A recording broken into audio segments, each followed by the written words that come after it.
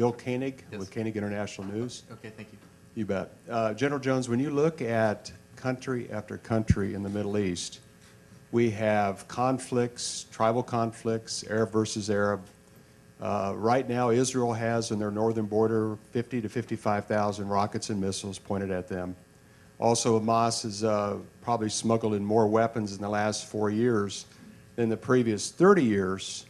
So why should anybody expect Israel to live in peaceful borders or secure borders by cutting a deal with Hamas, who won't even recognize Israel's right to exist? In other words, putting Hamas into Judea and Samaria and East Jerusalem would put that country, Israel, at great risk.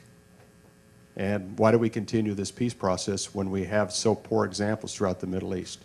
Thank you. Well, the fact, the reason I bemoan the fact that nothing's happened over the last few years is because the more we wait, the harder it seems to me, the harder it gets. And you do have this question of Hamas and what to do about that.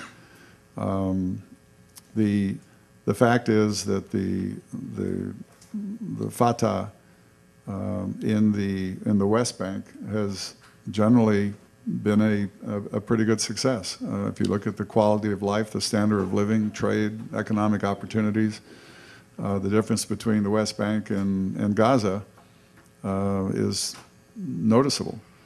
The United States and others have pledged to underwrite Israel's security, at the same time to respect the sovereignty of their neighbor, the so-called Palestinian state that will someday emerge next door. But it is not in anybody's interest to wait until the situation gets worse and then try to fix it. You're completely correct that the threat escalates, but I think that I personally believe that by tackling this problem